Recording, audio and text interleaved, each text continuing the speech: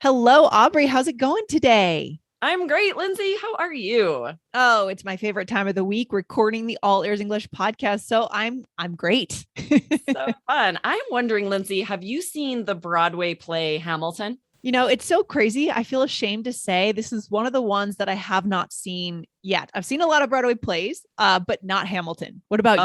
Oh, I'm shocked. I'm I know. obsessed. I know. Yes, I saw it. They did the touring company came to Arizona.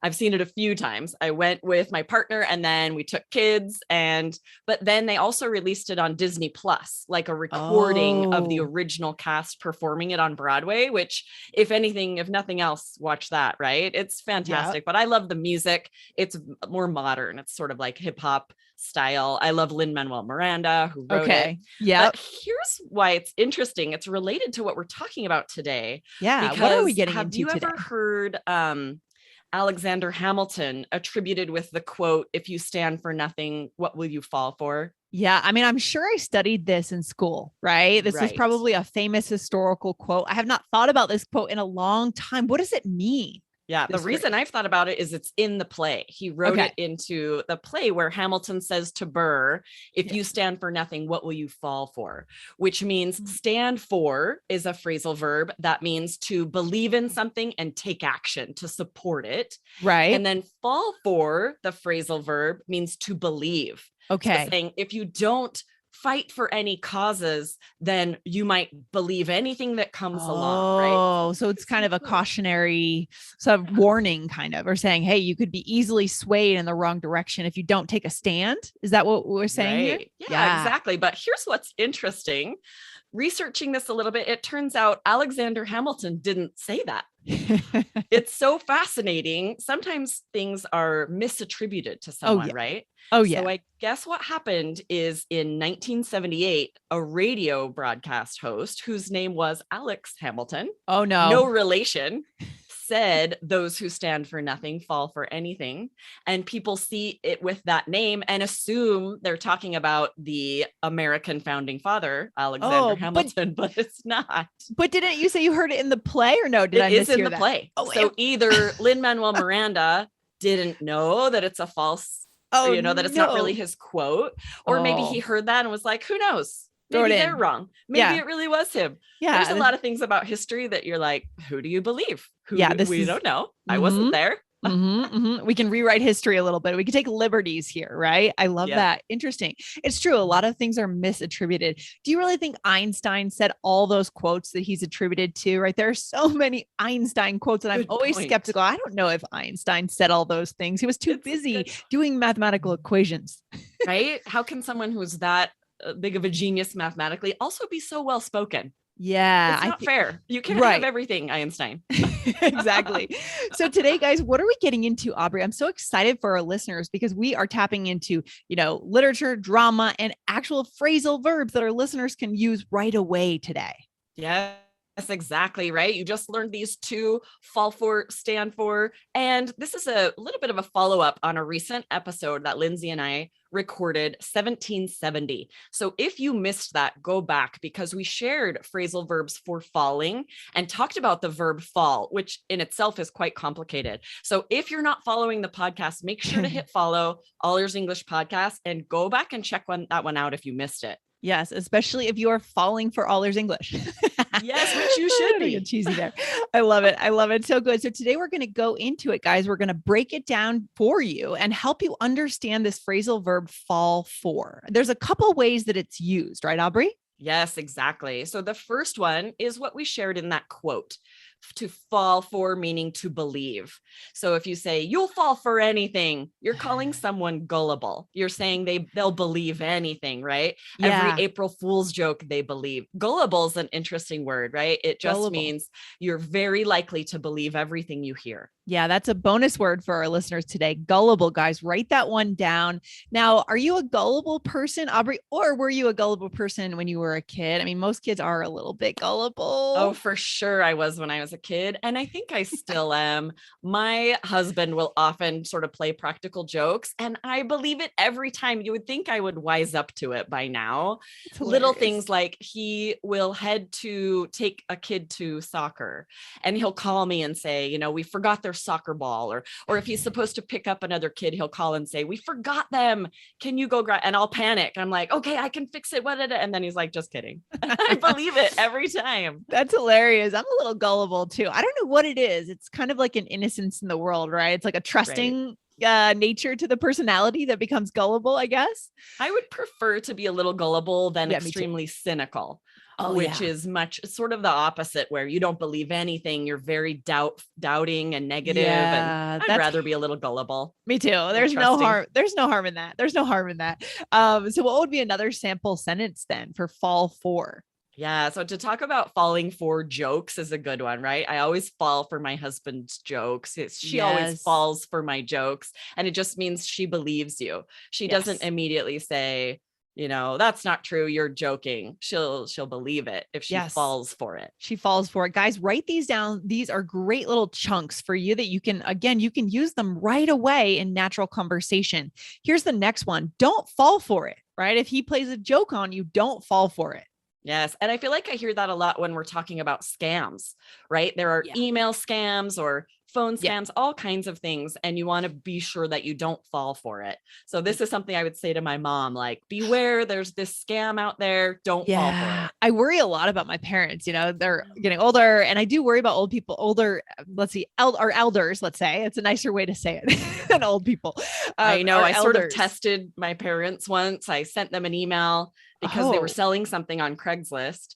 And I had warned them. I said, there's these scams that exist. So I emailed them and said, I want to buy it. I'll send you this check for more. If you can refund me the difference. Right. And they fell for it. They were like, sure, that sounds great. So I called. I'm like, I told you not to do that. I made up that email address. Oh my gosh, that's so funny that you did that. That's really smart. I might do that for my parents too. Yeah, you do. Our elders are such targets, and we want to protect them and make sure they don't fall for things, guys, right? That they shouldn't. So the last one, I think we said this, I can't believe you fell for that, right? Exactly, right? We use it in the past tense. If you were gullible, if you believed something, then you'd say, oh, I can't believe you fell for that. Okay. All right. So Aubrey, let's get into the next one. So what is it? What's another way to use fall for? Yes. So it's interesting because it's the same phrasal verb, same preposition, but with a totally different meaning. We also use fall for to talk about starting to have feelings for someone, to begin to fall in love. And it's a little bit of a, sort of a joke that it's the safe way. Instead of saying, I love you, I'm in love with you, to say, I'm falling for you, right? Yes. It's a little bit like testing the waters. How do you feel about me? Right. And I think, why is it such a kind of an easier thing to say? Maybe it's because of the ing piece, right? It's the the progressive aspect. Instead of I'm in love with you, you're saying I'm falling for you, but you could go back, right? Yes. Depending on how the person reacts. This is the first thing my partner said to me. He said, I'm falling for you. And so then I could also say, it's just safer, rather than if you say, I love you, and they don't say it back, you're opening yourself up to rejection. You're putting your ego out there to maybe be hurt. And we try to protect ourselves. Of course we do. And our listeners can definitely empathize with this. Our listeners have all been in love, I'm sure. Right. And props to the person who says it first, right? That takes actual guts. And so I think that's fantastic. If you're the person who says it first, but so I think I'm falling for you. What else? What would be another way? Yeah, we use this to talk about a person's sort of type, the type of person you fall for. Okay. Right. I would never say like, he always falls in love with intelligent women. I would say he always falls for intelligent women. It's this more native, natural way of talking about someone's type, the type of person someone's likely to be interested in. Yeah. And I think we reserve fall in love with for very, very serious. I think in American English, we don't use that term quite as much. You just said that you would say he always falls for this type of woman, but I think in different cultures, they use it more. Yes, definitely. Yeah. It's interesting. I agree. In the United States, there's a lot of weight behind it. Yes. So we often will use fall for, falling for, to remove that weight, right? We'll say, be careful who you fall for, meaning just be careful who you're interested in. We're not saying be careful who you fall in love with. That's much more serious, much more weight there. We're just saying, be careful who you date, be careful who you're interested in. Much more casual. Yeah, this could make another good episode for our listeners. I'm sure some of our listeners are, cross-culturally dating, right? You guys are living in the US or the UK. You're probably dating someone from here or from some other part of the world. How do you know how to like gradually say the right thing so you don't scare the person away, right? And if you're translating from your language, you might say the wrong thing. That's fascinating, actually. Yes, it reminds me, I was dating a boy in Belgium and Yeah. he said in French, je Mhm. tiens à toi, which means like, you Yep. mean a lot to me, but I Uh-huh. had never heard that expression before. So I was trying to translate it literally, which would be like, I hold to you. And I was like, I don't know what that means. And so he was trying to explain it, and it ended up being this super awkward thing where he's just trying to say something nice. Oh, that's So it's hilarious. true. There are phrases where you want to know what it means ahead of time. You don't want to ask someone, what does that mean? And put them on the spot to have to describe their feelings even more. Take it from me. It's uncomfortable. Yeah, we've heard a couple stories. I don't know if this is a different person, right? We heard a story about I miss you last time on the show. You've had some drama, some cross-cultural No, dating right? drama, Aubrey. I know it's because I was right. I was in Belgium when I Yeah, was 18, 19, the of height of course. dating Oh and my being so gosh. excited. So it was fun for Yes. me to be able to, meet people and spend time. And yeah, it Yeah. happens. Yeah, that makes total sense. I've had my share of cross-cultural relationships. I get it. It definitely happens. So guys, we'll follow up with another episode. Make sure again you've hit follow on this show so you don't miss an episode like that. I think that's going to be a really good one. Aubrey, should we go into a role play?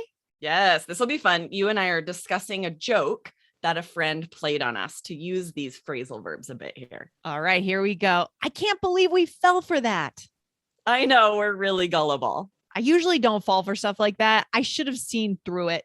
Not me. I fall for everything. So people really like playing jokes on me. Hey, I was wanting to ask you about that guy you said you were falling for. How's it going?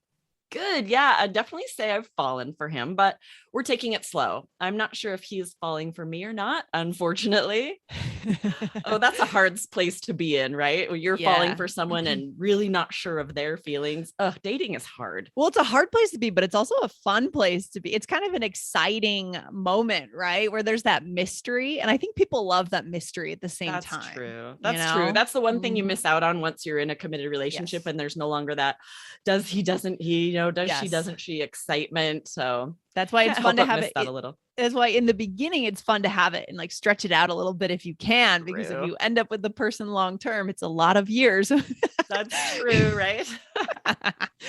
All right, let's go through this, Aubrey, and let our listeners know how we used our keyword for today.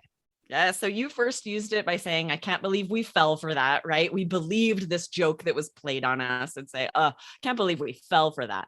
Yeah. And then we use that word gullible, guys. That's a bonus word for today. Write that one down. You said, I know, we're really gullible.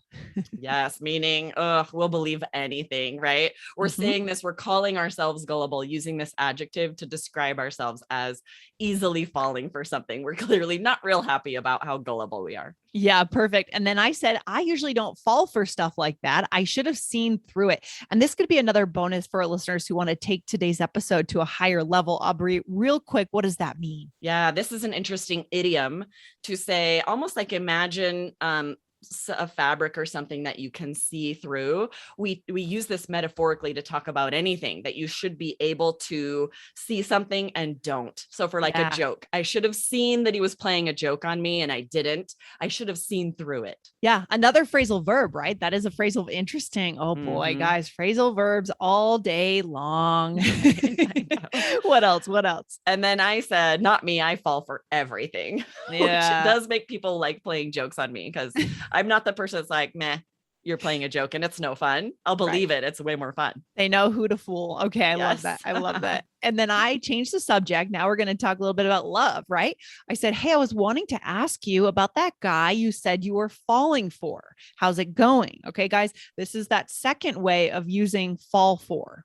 Exactly. You're asking me, oh, you're interested in this guy. We're starting to have feelings, Yeah. falling for. And then I said, I have fallen for him, meaning Yeah. starting to really like him. This wouldn't mean I'm in love with him. It would mean I'm Right. definitely interested. I definitely have feelings. Yeah. We're taking it slow. Love And it. then I say, ooh, I'm not sure if he's falling for me or not, though. Like, I'm not sure where his feelings are. Might still be really casual for him. Who knows? Yeah. You We never haven't know. defined it.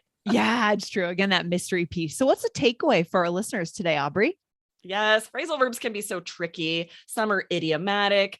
Some, like this one, have the same preposition with multiple meanings. So here we have fall for with the same preposition. So today's episode sheds light on this phrasal verb. We want you guys to be able to use it to have those native, natural conversations and build connections. Yeah, guys, don't be afraid to use these, right? You're learning all these awesome vocabulary terms on this show, but to really get that 99% fluency and that connection, you have to go out and use them. Okay. So think of a scenario or create a scenario to use this week, right, Aubrey? Yes, definitely. Get out there. Ask somebody, oh, are you falling for anyone? Yeah, Yes, easy. I love it. Yeah, that's a good point. Actually, you can start the conversation by just going Definitely. ahead and deciding what you want to use. That might be an easier way to do it for our listeners. Right. Think in advance. What's something that I could ask someone? Asking one of the things you could say, do you fall for jokes really easily? That's a fun Yes. conversation starter. Or if you Yes. want to ask someone if they're dating anyone, use this phrasal verb to ask them. All right. Good stuff. Great episode today, Aubrey. And I'll see you in the next one very soon. All right. See you later. Take care. Bye. Bye.